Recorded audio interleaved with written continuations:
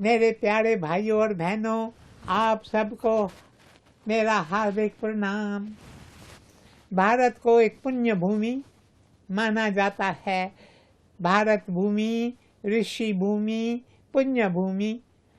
इसलिए पुण्य भूमि माना जाता है क्योंकि इस पावन भूमि पर कई संतों ने जन्म लिया है। संत, दरवेश, पीर, फकीर, भक्तों ने इस भूमि पर जन्म लिया है और लाखों करोड़ों लोगों का उद्धार किया है। यहाँ अलग अलग प्रकार के संत हो गए हैं।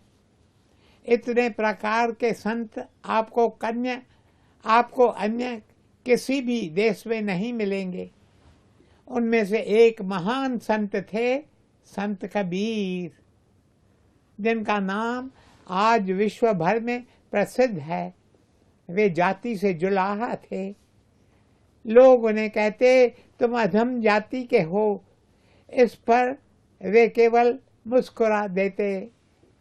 आज उन्हीं जुलाहे का नाम देश विदेश में प्रसिद्ध हो गया है। लोगों को आज भी यह सोचकर अचंभा होता है कि सदियों पहले ऐसे महान संत ने इस पृथ्वी पर जन्म लिया था। मेरे प्यारे भाइयों और बहनों, जिस समय संत कबीर का जन्म हुआ उस समय धर्म कठिन दौर से गुजर रहा था, पर उन्होंने आकर लोगों को अद्भुत संदेश दिया। आज मैं आपको उनके जीवन की एक घटना बताने जा रहा हूँ।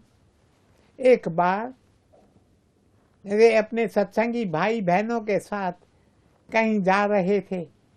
चलते चलते वे एक जगह से गुजरे जहाँ बिजलियाँ जल रही थीं, बैंड बाजा बज रहा था, लोग आ जा रहे थे, अलग अलग प्रकार के स्वादिष्ट व्यंजन खा रहे थे।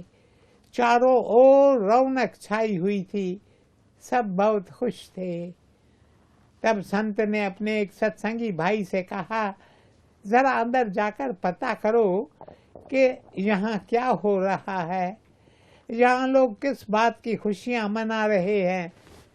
सत्संगी भाई अंदर गया और कई लोगों से पूछा, मेरे भाई यहाँ क्या हो रहा है, यहाँ किस बात की खुशियाँ मनाई जा रही है। पर कोई भी उसकी बात पर ध्यान नहीं देता। आखिरकार एक आदमी जो संत कबीर का नाम सुनता है वह सत्संगी भाई की बात सुनने को तैयार हो जाता है, क्योंकि उसे संत के प्रति श्रद्धा थी। वह सत्संगी भाई से कहता है, ये सामने बड़ा सा आलीशान बंगला देख रहे हो, ये सेठ धन्नामल का है। इस बंगले में कई सारे कमरे हैं। सेठ के विवाह को 12 साल बीत गए। उसके मन में संतान पाने की बहुत इच्छा थी। मेरे प्यारे भाइयों और बहनों, संतान तब होती है जब प्रभु की इच्छा होती है। आगे उस आदमी ने सत्संगी भाई से कहा, सेठ कई हकीमों के पास गया, वैद्यों के पास गया, पर फिर भी वह संतान से वंचित रहा। इस तरह 12 साल बीत गए। पर अभी कुछ दिन पहले सेठ के घर में एक बालक का जन्म हुआ है। इस खुशी में उसने 15 दिनों का जलसा रखा है। रोज लोग यहाँ इकट्ठे होते हैं। हर रोज यहाँ अलग अलग प्रकार के स्वादिष्ट पकवान बनाए जाते हैं। लोगों के मनोरंजन के लिए नाच गाना होता है। सेठ धन्नामल अंदर बंगले में बैठे हैं।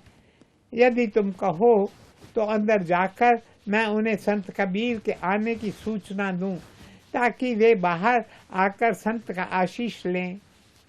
यह सुनकर सत्संगी भाई केवल मुस्कुरा दिया, क्योंकि संत कबीर ने उसे ऐसा कोई आदेश नहीं दिया था। पर उस आदमी ने बंगले में जाकर सेठ को संत कबीर के आने की सूचना दी। लेकिन सेठ संतान पाने की खुशी में इतना डूबा हुआ था कि उसने आदमी की बात पर ध्यान ही नहीं दिया। He is so lost in his own thoughts. वह कहता है इस समय संत से मिलने जाऊं, फिर सोचना है यदि संत से नहीं मिलने गया तो ऐसा न हो संत मुझे कोई श्राप दे डाले। इससे अच्छा है संत को खुश रखा जाए। अब वह संत से मिलने बाहर आया और अपने साथ 5 सोने की गिन्नियां लेकर आया। उसने मन ही मन कहा, संत तो भिखारी होते हैं, उन्हें धन मिल गया तो वे खुश हो जाते हैं और आशीष देते हैं। मेरे प्यारे भाइयों और बहनों, कई धनवान लोग कहते हैं धन से हम भगवान को भी खरीद सकते हैं। पैसे से इंसान क्या नहीं कर सकता। Money can even bye God. मैंने स्वयं अपने कानों से लोगों को ये कहते सुना है। देखिए, इंसान के पास थोड़ा धन होता है तो उसके मन में कितना अभिमान उठता है। लेकिन सिंध जो पाकिस्तान का हिस्सा है, पार्टीशन से पहले जब हम वहाँ रहते थे, वहाँ जितना आदमी के पास ज़्यादा धन होता था उतना उस आदमी के दिल में प्रभु के प्रति भक्ति हुआ करती थी।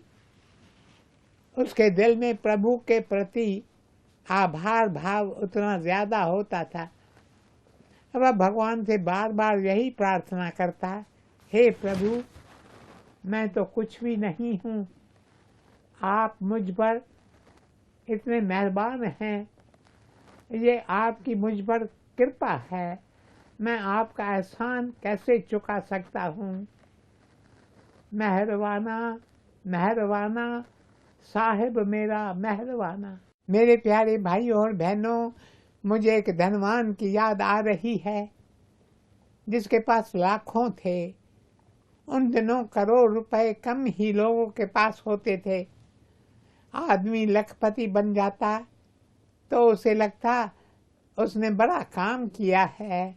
उस आदमी ने लाखों कमाए। वह धोती पहनता था, फिर जब उसके पास 1 लाख बढ़ता था वह अपनी धोती में एक छेद कर देता। जितने लाख उतने धोती में छेद, ताकि लोगों को लगे कि वह धनवान निर्धन है। पर आजकल अलग रवाज है। आज आदमी के पास धन आता है तो वह सोचता है, I have reached the top of the world. मेरे प्यारे भाइयों और बहनों, संतों ने शिक्षा दी है, जितना तुम्हारा धन बढ़े उतना तुम नम्र बनो। ये बात तुम वृक्ष से सीखो। वृक्ष में जब फल आते हैं तो वह झुकता है। जितने अधिक फल वृक्ष पर आते हैं उतनी उसकी शाखाएं अधिक झुकती हैं। आपके पास जब धन बढ़े तो आपके दिल में प्रभु के प्रति आभार की भावना भरनी चाहिए, क्योंकि इस संसार में कितने सारे लोग हैं जो टैलेंटेड हैं, बुद्धिमान हैं, होशियार हैं, पढ़े लिखे हैं, पर फिर भी उन्हें भर पेट खाने को नहीं मिलता। दूसरी ओर कई लोग ऐसे हैं जिन्हें पढ़ना लिखना नहीं आता, फिर भी वे लाखों में खेलते हैं। एक बार एक आदमी गुरुदेव साधु वासवानी जी के पास आकर बोला, मुझे अपना नाम तक लिखना नहीं आता, पर फिर भी भगवान मुझ पर इतने मेहरबान हैं कि मैं लाखों में खेलता हूँ। मेरे प्यारे भाइयों और बहनों, हम सेठ धनामल की बात कर रहे थे, जो अपने बंगले से बाहर संत कबीर से मिलने आया। वह संत कबीर के पास आकर बोला, कृपया आप मेरी ये छोटी सी भेंट स्वीकार करें। इस पर संत ने कहा, मैं तुम्हारी ये भेंट स्वीकार नहीं करूँगा। मैं तुम्हारे पास नहीं आने वाला था, ये तो मैं यहाँ से गुजर रहा था, इसलिए ये भेंट मैं स्वीकार नहीं कर सकता। लेकिन मैं ईश्वर से प्रार्थना करूँगा कि वे तुम्हें सुमति दें, क्योंकि धन से अधिक महत्वपूर्ण है सुमति। जिस आदमी के पास सुमति है पर पैसा नहीं है, वह उस आदमी से कहीं अधिक बेहतर है जिसके पास पैसा तो है पर सुमति नहीं है। इसलिए मैं ईश्वर से प्रार्थना करूँगा कि वे तुम्हें सुमति दें। बेशक अपने बेटे के जन्म पर तुमने 15 दिन जलसा किया है, 15 दिन तक तुम खुशियाँ मनाओगे, लेकिन अच्छा होता यदि तुम इन सब के साथ सत्संग भी करते। आखिर हमारे साथ जो चलना है वो है प्रभु का नाम। ये जल से हमारे साथ नहीं जाएंगे, ये खुशियाँ हमारे साथ नहीं जाएंगी, हमारे साथ ये स्वादिष्ट पकवान नहीं जाएंगे। इसलिए उठते बैठते नाम जपें, खुश हों तो भी नाम जपें, दुखी हों तो भी नाम जपें। उठत बैठत सोवत नाम, नाम बिना न दूजा काम। मेरे प्यारे भाइयों और बहनों, जब धनामल सत्संग की बात सुनता है, जब वह प्रभु के पावन नाम के बारे में सुनता है, तो अपने घर के अंदर चला जाता है। वह स्वयं से कहता है, पता नहीं कैसे लोग हैं, हमारे खुशियों में विघ्न डालने चले आते हैं। कुछ दिन बीत जाते हैं, एक बार फिर संत कबीर उसी रास्ते से गुजरते हैं। वे देखते हैं सेठ के घर में फिर से जलसा हो रहा है। वे एक सत्संगी भाई से कहते हैं, अभी कुछ ही दिन पहले तो यहाँ जलसा हो रहा था, उस समय हमें बताया गया था कि जलसा 15 दिन चलेगा। 15 दिन तो बीत गए, जलसा तो अभी तक चल रहा है। जरा बंगले में जाकर पता करो कि ये जलसा किस लिए हो रहा है। सत्संगी भाई अंदर गया। पूछने पर उसे पता चला कि सेठ का भाई, उसकी बेटी का विवाह होने वाला है। ये जलसा उसी के संबंध में हो रहा है। ये बात वह संत कबीर को आकर बताता है। संत कबीर फिर से कहते हैं, इंसान को सजग होना चाहिए। उसे यह अच्छी तरह समझना चाहिए कि यह संसार एक चलता हुआ ज्वालामुखी है जो सारा समय फटता रहता है, कभी इस पर तो कभी उस पर। एक दिन मुझ पर फटेगा। वे सत्संगी भाई बहनों से कहते हैं, एक दिन आप में से एक एक पर फटेगा, इसलिए तुम सजग रहो, सजग रहो। मेरे प्यारे भाई और बहनों, सजग इंसान की निशानी ये है कि वह स्वयं को प्रभु के पावन नाम से जोड़ लेता है। प्रभु के पावन नाम को वह अपने हृदय में पिरो लेता है। नानक दीजे नाम दान, राखो हिये पिरोए। अपने हृदय से नाम को जोड़ लो, फिर आपको नाम जपने में कोई तकलीफ ही नहीं होगी। इस समय आप नाम जपते हैं, शायद 1 मिनट, 2 मिनट, 3 मिनट, उसके बाद भूल जाते हैं। इस तरह 1 घंटा बीत जाता है बेकार के विचारों में। फिर जब याद आता है तो नाम जपने लगते हैं। बस 1-2 मिनट जपते हैं, फिर भूल जाते हैं। अपने दिल से नाम को पिरो लो। नाम अंतस में चलता रहे, चलता ही रहे। इसलिए मैं आपसे बार बार यही याचना करता हूँ कि रोज सुबह उठकर कुछ देर मौन साधना करें, कुछ देर प्रभु के पावन नाम का स्मरण करें। लेकिन दिन भर अपने काम काज के बीच में ये बार बार नाम का स्मरण करते रहें। काम काज के बीच हो सके तो आधे घंटे के बाद या फिर 1 घंटे के बाद 1 मिनट ही सही, 2 मिनट ही सही, जितना भी निकाल सको उतना समय प्रभु के पावन नाम का स्मरण करो। इस तरह नाम जपने से आपको नाम जपने की आदत हो जाएगी।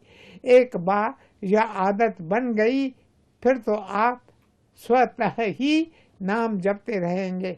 ऑटोमेटिकली आप नाम जपते रहेंगे। राखो हिये परोए।